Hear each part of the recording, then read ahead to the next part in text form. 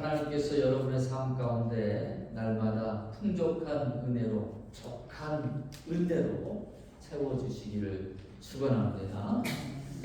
우리 인생에는 누구에게나 강점이 있지만 반대로 약점도 있습니다. 또 남에게 말하기 어려운 아픔 한두 개쯤은 우리의 삶 가운데 누구에게나 다 있습니다. 어떤 사람에게는 육체의 질병일 수 있고 또 어떤 사람에게는 가정의 문제일 수 있습니다. 경제적인 어려움일 수도 있고 관계의 아픔일 수 있습니다. 오늘 본문의 이 사도 바울에게도 자신에게 육체에 가시가 있었다라고 그렇게 표현하고 있어요. 그리고 이 가시를 제거해 달라고 하나님 앞에 3번씩이나 간구했는데 하나님의 응답이 색다른 방법으로 임했습니다. 가시보다도 대신 가시를 제거해 주시기보다 가시를 이겨낼 수 있는 더 큰 은혜로 채워 주셨습니다. 이 말씀을 통해서 우리의 인생에 있는 가시를 새롭게 바라보는 시각을 우리가 갖기를 원합니다. 여러분, 가시가 없는 것이 없어요. 세상이 타락하면서 죄가 들어왔고요. 땅은 가시와 엉겅퀴를 내게 되었습니다. 가시가 없는 세상이 아니라 이 가시 속에서 가시를 어떻게 다룰 것인가의 문제가 중요한 부분입니다.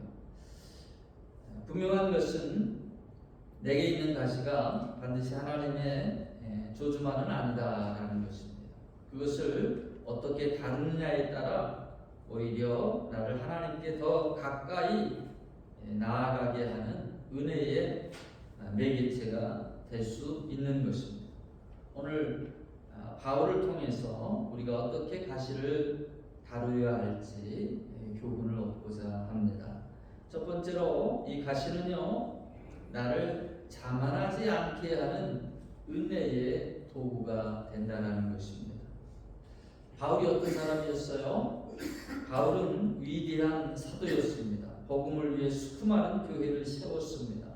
놀라운 계시를 받았습니다. 오늘 이 12장을 시작하면서도 그가 몸 안에 있었는지 몸 밖에 있었는지 나는 모르거니와 하나님은 아신다 그러면서 하나님이 계신 삼층천, 그 삼층천을 다녀왔노라라고 합니다.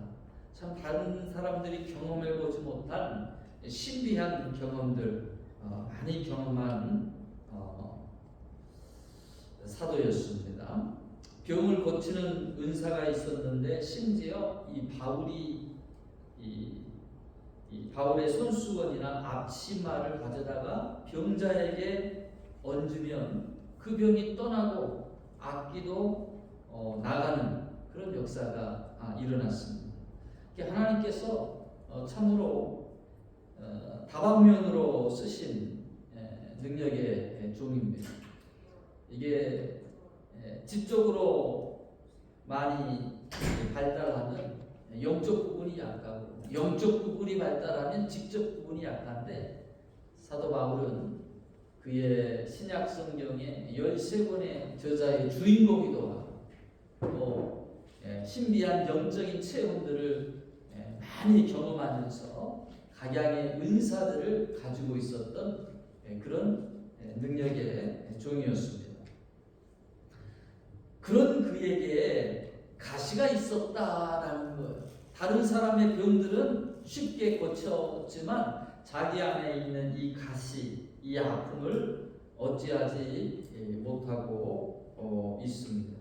겉으로 아무 문제가 없어 보이는 사람, 대단해 보이는 사람, 그런데 그들에게도 다 나름대로 연약한 부분들이 있습니다.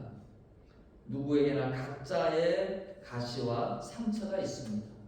단지 그 상처와 아픔을 잘 극복한 사람과 그렇지 못한 상처와 아픔에 묶여 있는 그 사람의 차이가 크게 보일 뿐입니다. 그러므로 여러분, 단순히 다른 사람의 겉모습과 나의 속사정을 이렇게 비교하지 마시기 바랍니다.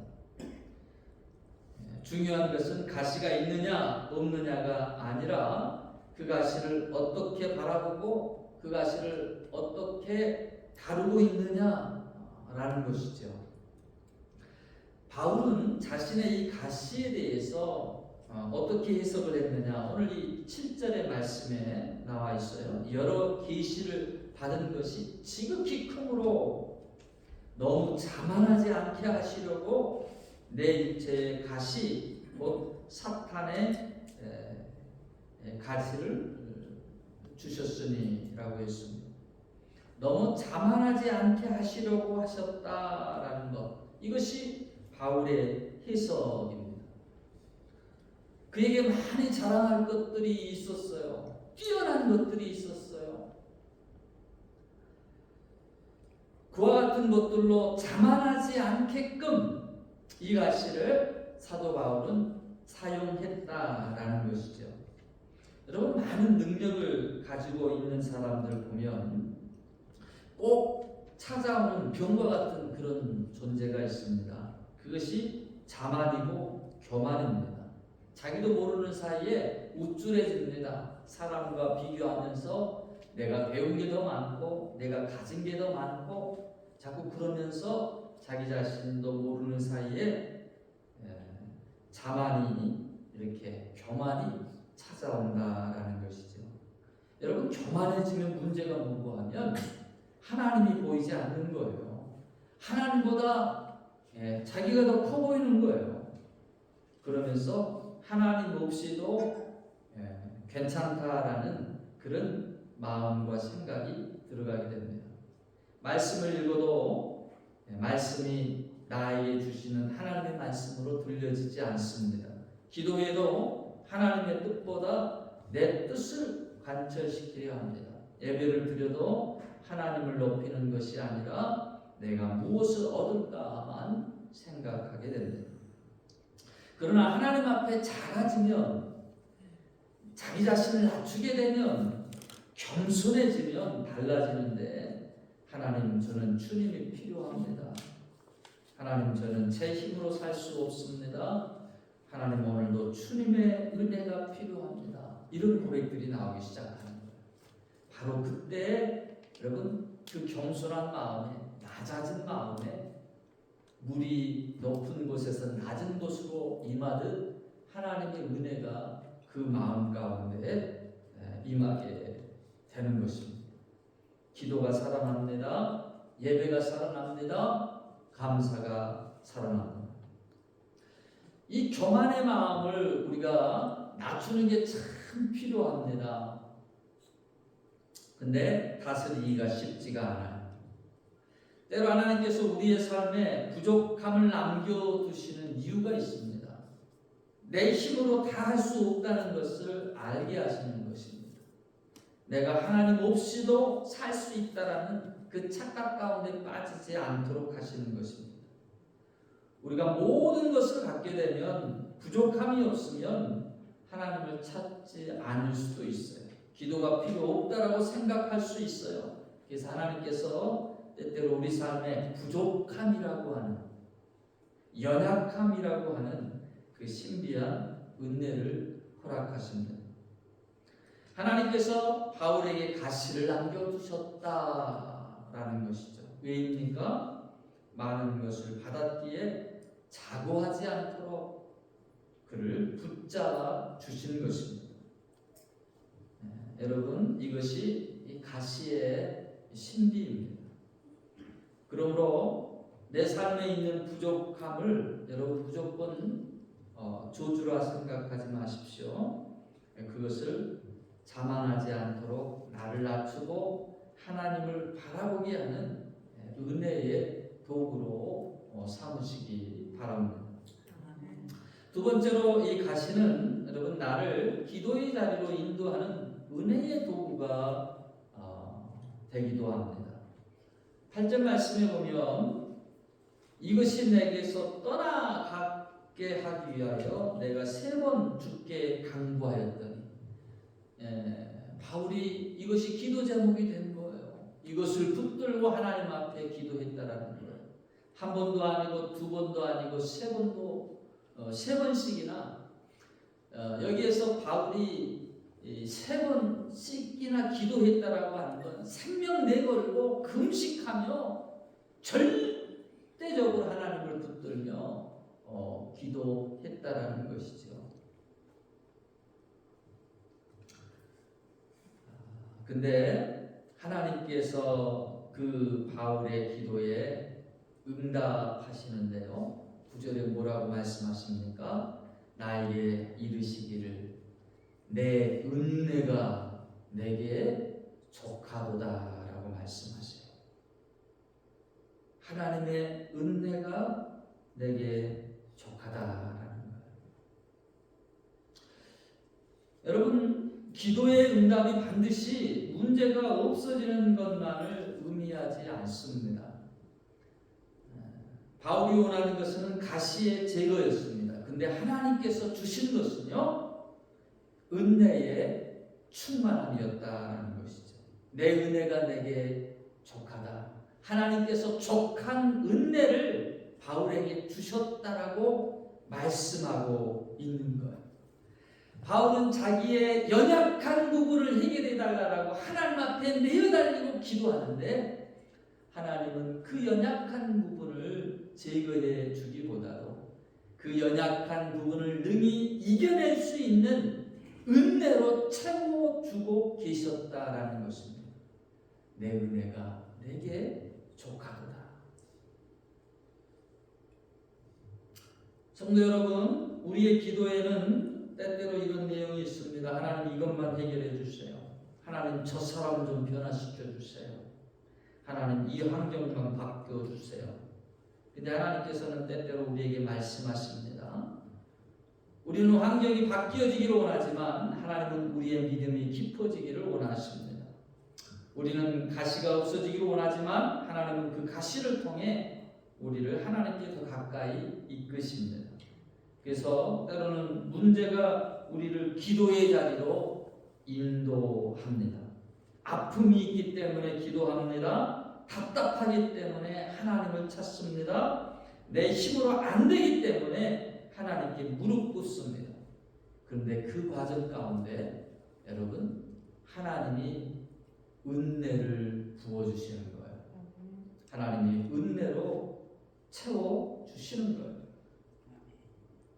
그래서 새로운 은혜를 경험케 하십니다.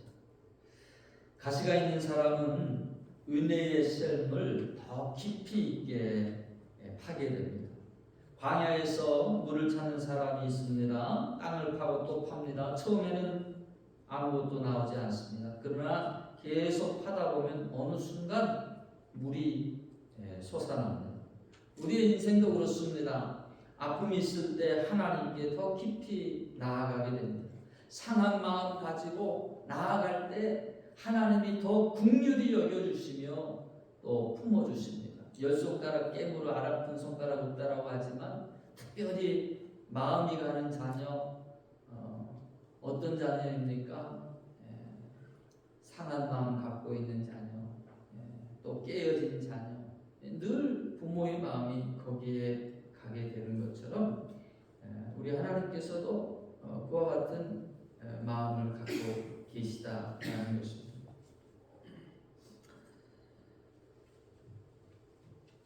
그래서 우리가 그와 같은 마음으로 하나님 앞에 나아갈 때 더 하나님을 깊이 있게 하나님이 만나주셔요.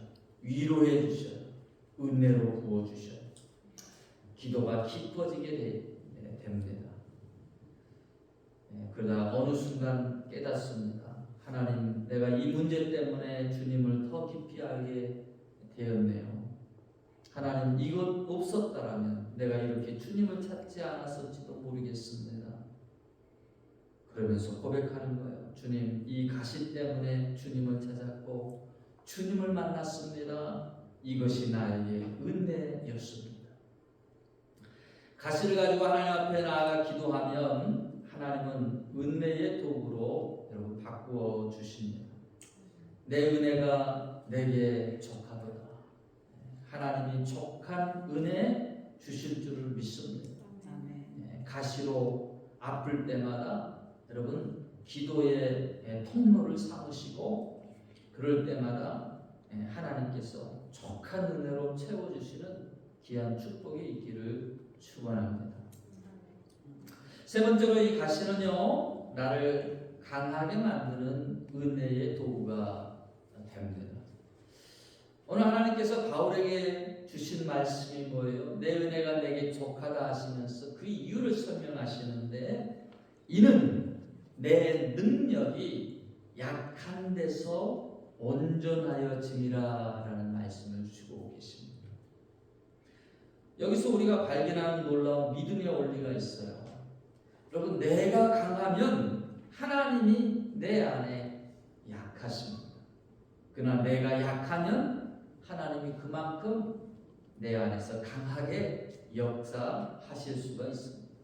내가 강할 때에는 하나님을 그처럼 의지하지 않아요. 내 힘을 의지합니다. 내가 가진 것을 의지합니다. 그러나 내가 약할 때에는 하나님만 보이는 거예요. 하나님을 의지하게 되는 거예요. 하나님의 도움을 절실히 찾고 구하게 되는 거예요. 여러분, 그것이요 믿음이 되고요, 그것이요 능력이 되는 것입니다.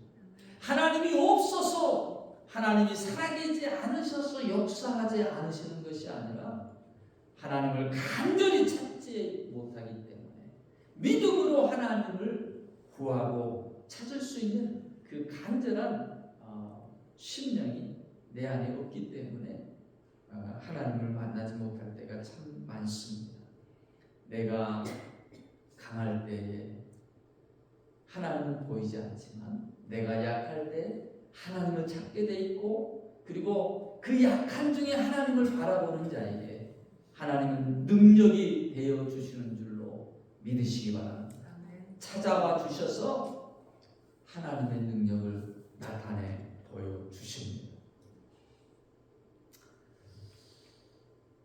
이 사실을 알고 난 다음에 사도 바울이 10절에 고백합니다. 그러므로 내가 그리스도를 위하여 약한 것들과 능력과 궁핍과 박해와 공고를 기뻐하였노니 이는 내가 약한 그때에 강함이라. 여러분, 우리의 약함 가운데 하나님이 일하시며 하나님의 능력을 나타내시기를 기뻐하신다는 것을 우리가 알게 될 때에 우리는 더 이상 약점을 약점으로 생각하지 않습니다. 내가 그 약점 때문에 나는 하나님을 필요로 하는 사람이고, 나는 그 약점 때문에 하나님을 붙드는 사람이고, 생각이 바뀌니 여러분, 그 약점이, 그 상처가, 그 아픔이, 그 가시가 더 이상 나의 삶을 괴롭히지 못한다라는 것이죠. 이것이 신앙의 역설인 것입니다. 약한데 강합니다. 부족한데 풍성합니다. 가시가 있는데 은혜가 됩니다. 눈물이 있는데 기쁨이 솟아납니다. 왜 그렇습니까? 그 가운데 하나님을 만났기 때문입니다. 사랑하는 성도 여러분, 이제 우리가 가시를 다르게 바라볼 수 있기를 바랍니다. 우리 모두에게 가시가 있어요. 나만의 아픔이 있어요. 나만의 연약함이 있어요. 잊고 싶고 없애고 싶습니다. 왜 하나님께서 이것을 허락하셨습니까? 묻고 싶은 것이 있습니다. 그러나 오늘 말씀을 통해서 우리의 시선을 바꾸기를 원합니다. 늘 가시로만, 아픔으로만, 상처로만 이렇게 남겨두지 마시기 바랍니다. 이제 그것을 은혜의 도구로 바꾸시기 바랍니다. 가시만 바라보지 마시고 가시 너머에 일하시는 하나님을 바라보시기 바랍니다. 부족함만 바라보지 마시고 그 부족함 가운데 역사하실 그 하나님의 능력을 바라보시기 바랍니다. 우리가 문제만 바라보지 말고 그 문제 가운데 나를 붙드시는 하나님을 우리가 바라보아야 되겠습니다. 그리고 이렇게 고백하십시오. 하나님, 이 모든 것도 하나님의 손에 있음을 믿습니다. 하나님, 이것 때문에 내가 주님을 더 찾게 하시니 감사합니다. 이를 통해 하나님, 내가 더욱 교만하지 않게 하시고 주님의 은혜를 더 깊이 알아가게 하옵소서. 그렇게 바라보기 시작하면은요, 여러분, 놀라운 일이 일어납니다. 문제가 없어지면 좋겠지만 문제가 없어지지 않더라도 먼저 내 마음의 심령이 먼저 변화가 시작된다는 거예요. 원망이 감사로 바뀝니다. 불평이 기도로 바뀝니다. 절망이 소망으로 바뀌게 됩니다. 약함이 하나님의 능력을 경험하는 통로가 됩니다. 이는 내가 약한 그때에 강함이라. 하나님께서 여러분의 약함에 임하셔서 강한 능력으로 덧입혀 주시기를 주의 이름으로 축원합니다. 네, 말씀을 마치겠습니다. 여러분, 우리의 삶의 가시를 보면서, 우리의 삶의 약점을 보면서 너무 낙심하지 마시기 바랍니다. 이 땅의 모든 사람들은 각자의 가시가 있고 또 각자의 약점이 있어요. 자신의 가시와 아픔과 상처와 약점에 여러분 묶여 있지 마시기 바랍니다. 도리어 그 약점 때문에 하나님 앞에 절실히 간구하는 기도의 장소에 나아가시고, 그 약점 때문에 나는 비록 나약하지만 하나님의 능력을 의지하고 그 하나님의 능력이 나를 통해 나타나는 그 놀라운 체험들을 하시기 바랍니다. 바울을 통해 하나님은 우리가 어떻게 이 가시를 다루기 원하시는지를 나타내 보여주셨어요.